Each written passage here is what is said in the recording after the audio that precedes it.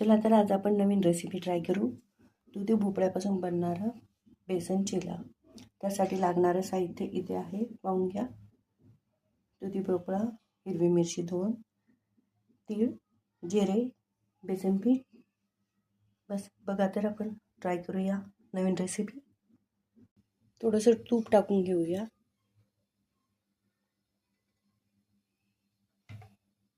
तुम्ही तेलही टाकू शकता. थोडंसं एक एक करून दुधी भोपळा कट केलेला असा ठेवून द्या, जो की तो तळला जाईल. या प्रकारे थोडासा लसूण जो आपण कट केला होता, जिरे,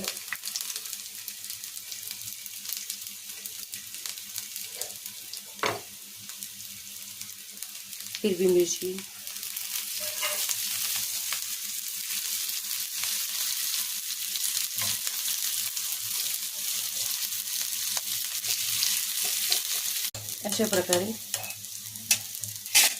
अशा प्रकारे झाल्यावरती तुम्ही असंच स्ट्रक्चरमध्ये ठेवा आणि त्यावरतीच तुम्ही थोडंसं बेसन पीठ टाकून द्या.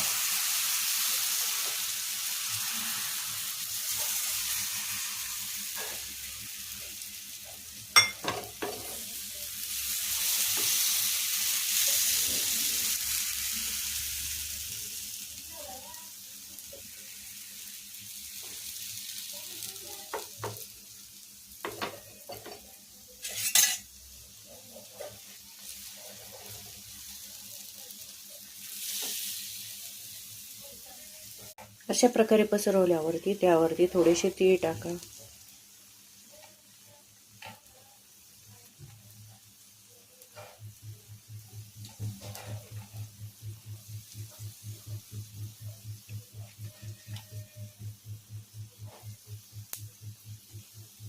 थोडंसं असं झाल्यानंतर पलटून घ्या.